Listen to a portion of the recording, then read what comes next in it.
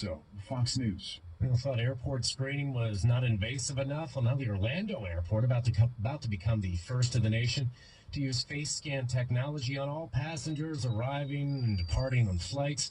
The announcement sparking alarm with privacy advocates who fear there are no formal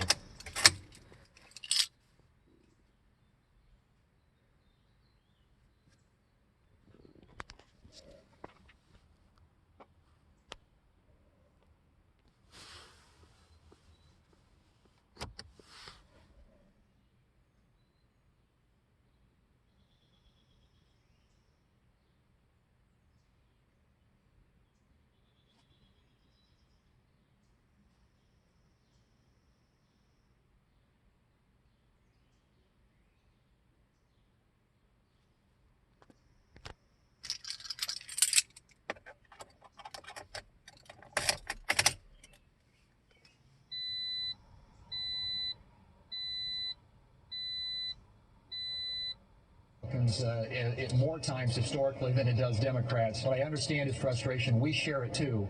But it's why we need to have some Democrats.